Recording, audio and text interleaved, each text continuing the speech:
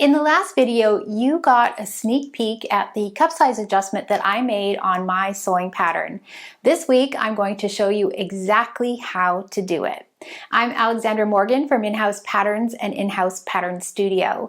I teach pattern making and fitting to people who love to sew. Before you make your cup size adjustment, make sure that you have completed any length adjustments that you may need. Pattern adjustments are best approached in this order: length, contour, width, and girth.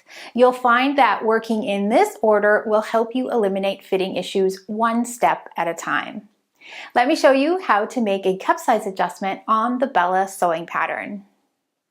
Okay, so I'd like to show you how to increase the cup size of the Belle sewing pattern. So this pattern is unique because it actually doesn't contain those traditional darts. So what I want to show you is how you can tackle a cup size adjustment when you don't have those traditional markings. We have a front pleat, which does take up some dart volume. And we also have gathers here, which is what we are actually using for our dart or our dart equivalent. So I have combined the bust dart into sort of two different styling features. So what we're going to do first is find the center area of the pleat here. And to do that, I am simply going to divide the distance between the dart volumes, the pleat volumes at the different locations here. So this is measuring about 1 1/4, which means the midpoint is at about 5/8 of an inch. I'm going to measure here between these points here, and that's going to be at the 1/2 inch level. So again, just finding the midpoint between these two pleats near the bottom. You'll see I've actually got some light lines here just to make this go a little bit more quickly. Now, once you find that midpoint there, you're going to use that information and extend it up to the bust level.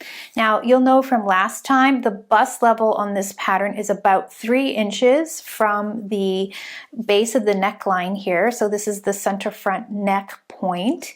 Or you can actually locate this bust point just using your own bust point level from the high shoulder point. You just need to put your yoke piece together so that you can find the neck point of the pattern. It's an approximate point, but it doesn't really matter because we don't have a dart that we're concerned about directing directly to the bust point. We can have a lot of leeway when it comes to discovering what the bust point is. Now, you can also consider the bust point position from center front being about midpoint between our pleats here. So if you see that there is 1 1/2 inch between the two pleats here, I can say at 3/4 in between there, I can just draw a parallel line to center front, and that could be my bust point position from the center front. An estimate of where the bust point is really all you need for this exercise. So all I'm going to do here is join the center segments here, and I'm going to indicate that all the way up to the bust level. Now, you may already notice here that I have already made my length adjustments. You always want to make your length adjustments before you start making your contour adjustments. And as you know, the bust or cup size change is a contour adjustment because it addresses a mound on your body or a prominent curve of the body. Now from there, I'm just going to extend this bust line all the way out to the side seam. So I'm just going to find a point that's somewhere between these two notches here. And I just want to draw a line that's going to be inside those notches. And what's important here, what's important here is that you just want it to be extending through this area. We're going to be opening up our pattern here. And this line could just be parallel to that one here. Now, what we've done here is created the slash lines that we're going to be working on. So what you're going to need to do is make sure that you have some paper underneath so that you can actually expand. Now, if you are making the cup size smaller, by all means, you are just going to overlap your sections, so it's only different in that way. The slash lines are exactly the same position. So I'm going to first cut along this line, and I'm going to create a pivot point here. I'm also going to actually cut apart these sections here. So I'm actually going to have several sections. So if you want to number them, by all means, you can do that. Okay, so I'm going to start putting these back into place. So I've got all these little pattern sections, and that's because I want to sort of increase the cup size incrementally in many areas of the pattern so that I don't kind of create more volume somewhere in comparison to another. So I'm just going to secure this section, which is the center front lower section, in place. So this is the first part of the change that we're going to make. And again, since I'm adding the cup size, I'm increasing the cup size, I have paper underneath. If you are making the cup size smaller, you will be overlapping, so you won't actually need paper underneath. But that is the starting point. Now I want to increase the cup size by a total 1 inch. So I want to increase the front panel on each side by 1 inch. So that means my change on one side of the front is going to be a 1/2 inch. Now, because I have two areas that I want to use to increase the width of the front pattern, I'm going to divide that 1/2 inch by 2, so I'll get 1/4 inch. So I'm going to increase the pleat volumes at the bottom here by a total of 1/4 inch each. Then extend this bust line straight out, because we know that that is perpendicular to center front.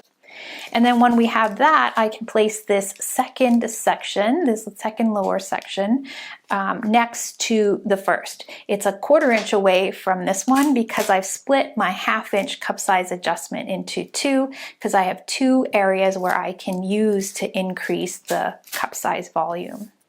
Now I'm going to do exactly the same thing to this pleat here. I'm going to draw my 1/4 inch change.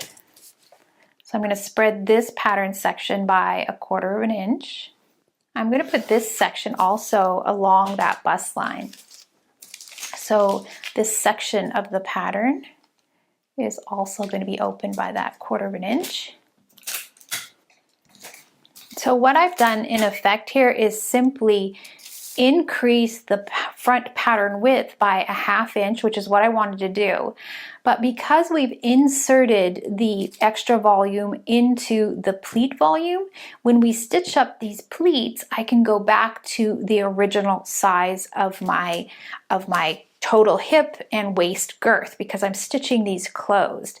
So if you're someone who doesn't want to change the waist and hip girth, this is a really great way of increasing the cup size without changing the girth of the hem, the hip, or the waist. Now, what we're going to do here on the top sections are going to be very, very similar. So I'm going to extend the center front line up. Now, because I'm increasing the cup size by 1/2 inch, what I'm going to do is also increase the length of the pattern by 1/2 inch. So since I'm increasing the width by 1/2, I'm going to just increase the length by 1/2.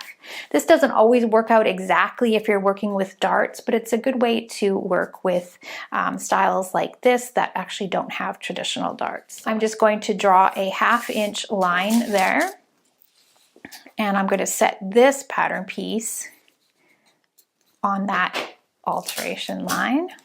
So this pattern piece is the one that's going to go next to this one. It's going to be set 1/4 inch away from this part of the section, because that's exactly what we did over here. So I'll just draw a 1/4 inch line here, and we'll set it on the position here. So now that we have this part of the cup size changed, what we can do is use this information that we already have to place this pattern section. So what we're going to do is just open this to that 1/2 inch mark that we already have that are based on these other sections of the pattern. Okay, so now that we have completed all the pattern sections, we spread each of these sections by a 1/4 inch. This is a 1/4 inch, and all this particular section is just simply pivoted up so it meets that 1/2 inch line. So in essence, we've added a 1/2 inch to the width of the front pattern piece and a 1/2 inch to this length. And that means that we've increased the cup size by 1 cup size.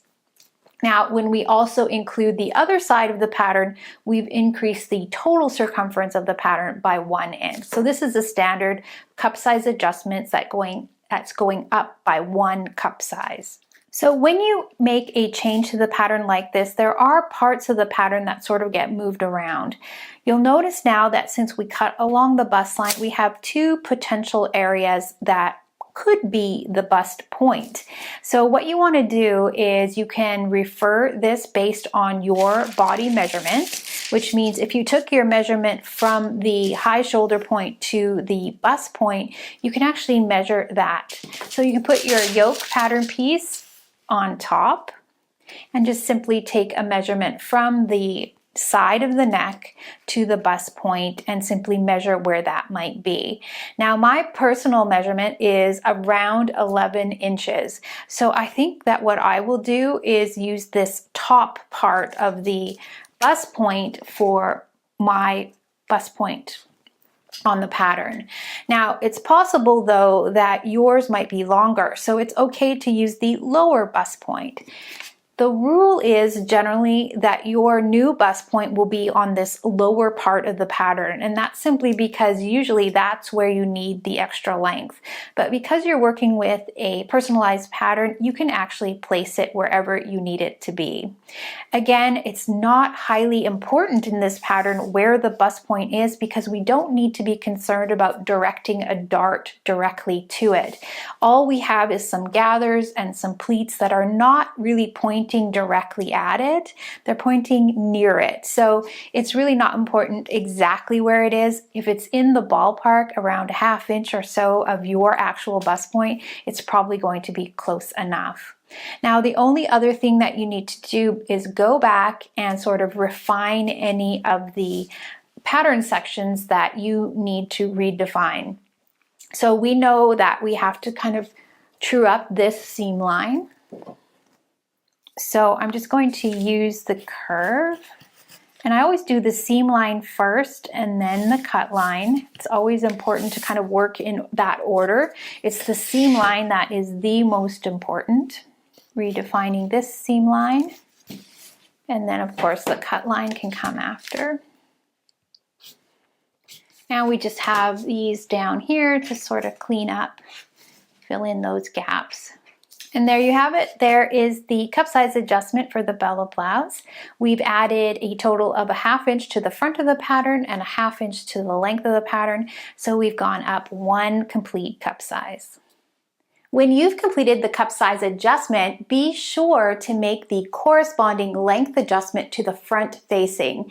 Make it a habit to always consider the corresponding pattern pieces that may be affected by any pattern adjustment that you make.